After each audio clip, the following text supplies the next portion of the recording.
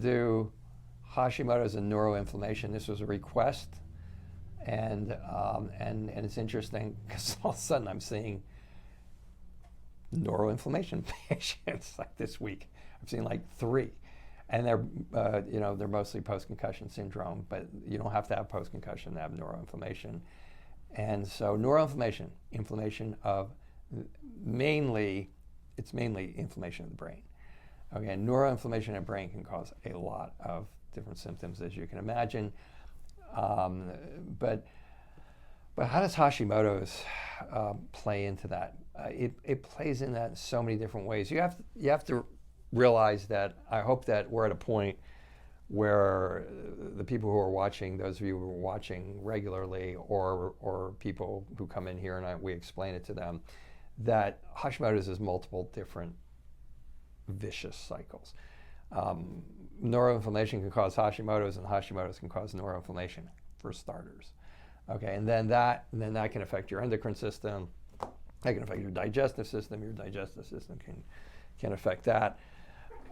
Brain can affect brain function, and so I just want you to have that kind of context for what I'm about to say. So neuroinflammation in the brain. So first of all, the brain, back to basics, okay? And so first of all, the brain needs lack of oxygen. You don't have oxygen to your brain, and I get the Hashimoto's thing, okay? So I am layering to that. So if you don't get oxygen to the brain, you're going to get inflammation, okay? If you have blood sugar imbalances, then blood sugar imbalances, you fatigue after meals, you fall asleep, you get more energy after a meal, you feel really great, but 2 hours later you fall asleep. Then you either have the first one was insulin resistance, the second one is functional hypoglycemia. You have either one of those. Every time you fall asleep, it's an inflammatory response. If you have a poor blood-brain barrier, if you have a poor gut barrier, you're going to get that inflammation in your brain. Actually, you're going to get it in your brain anyway, because the blood sugar needs to be stable in your brain. So oxygen, so blood sugar, and then you need proper essential fatty acids. Well, if your gallbladder's not working, if your liver's not working properly, you're not going to, even if you're eating like 6 fish a day, you're not going to be getting enough essential fatty acids in your brain. Essential fatty acids in your brain are dampening to inflammation. So 2 of these things create inflammation, one of them dampens inflammation, and then the other thing your brain needs is no inflammation, okay, to work right. And that can be a ton of things, depending on how the system is broken down. So how does this relate to Hashimoto? So directly, Hashimoto's decreases blood supply to your frontal lobe, which is like about half of your brain. Like it's like this whole front half, and it's the part where you think, and it's your executive function, it's your mood, it's like your motivation, it's your thinking, they call it your executive function. It decreases blood supply to your brain. Well, there's your oxygen, gone. Inflammation.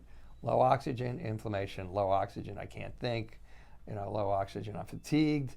And so Hashimoto's directly decreases blood supply to your brain.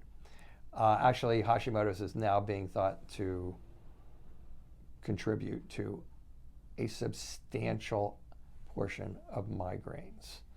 And this is one of the reasons. And I think it's like 70%. I think last research study I looked on that, I think it was like 70%. Don't yell at me if I'm wrong on that, but I'm pretty sure that's the figure.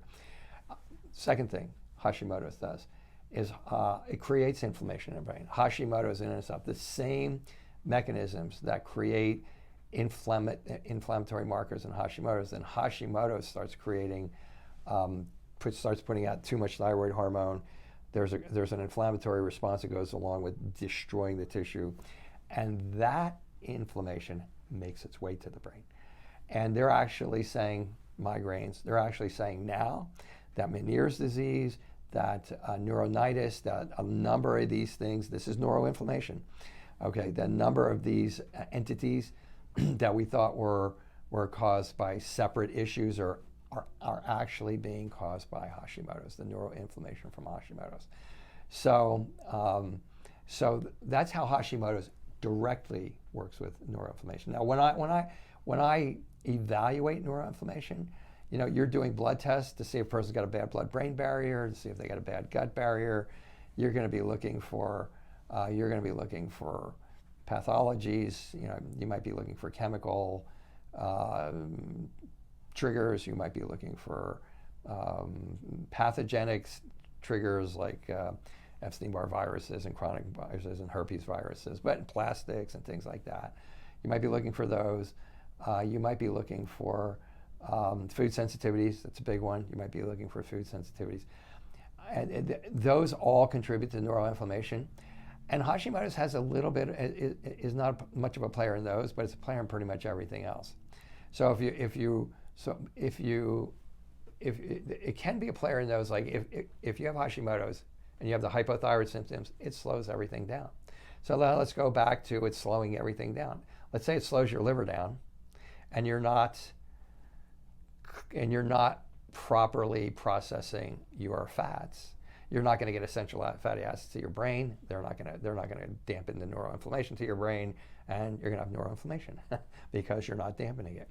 Also, if that liver blocks down, even though the chemicals are a separate thing, let's say you have little chemical sensitivities and they're not getting blocked in the brain, in your gut. If you have a bad blood-brain barrier, and it's likely that you do, frankly, if you have a neuroinflammation. So that's a barrier that's supposed to keep all the junk from down here from getting into your brain. Well, if you have Hashimoto's, liver slows down. It can't biotransform. It can't clear those properly. Boom, guess where they end up? They end up in a lot of different places, but they end up in nerve tissue a lot. They have an affinity for nerve tissue. I just mentioned that if the gallbladder and the liver slows down, if the gallbladder slows down, so now the next thing is thyroid slows down gallbladder. Hashimoto slows down gallbladder. If it slows that down, then the next thing you know, you have poor essential fatty acids, absorption, breakdown and absorption doesn't get there. Another thing is if it slows down your stomach's ability to make hydrochloric acid, the next thing you know, you're not sterilizing your food, you're not digesting it right. Next thing you know, you have gas, bloating. Any number of things can be happening to the inside of your intestines. Once that starts to get a little inflamed, you have leaky gut. Without getting into the whole chemistry of it, leaky gut can cause leaky blood-brain barrier. The things that are in your intestines that are bad for you, that should be going into the toilet. Toxins that should be going into the toilet start going into your bloodstream. Next thing you know, they're going up to your brain. So I could go on for a little bit because essentially the hypothyroid aspect of Hashimoto's slows everything down. The hyperthyroid aspect of Hashimoto's flares everything into inflammation. Most of that finds its way to your brain. And if you have neuroinflammation, if you have post-concussion syndrome, or something like that, I mean, even if you have like Alzheimer's, Parkinson's, any of these types of conditions where you have migraines, you have chronic migraines, you have real sensitivity to sound, heavy-duty sensitivity to light. All these are inflammatory responses to different parts of the brain. That's how you work it down. That's how you evaluate it. You have to put that neuroinflammation in a framework against all of those different potential triggers and contributors, and then you have to just kind of figure out which ones it is for that patient, and then attack, and so that's neuroinflammation and Hashimoto's thyroiditis.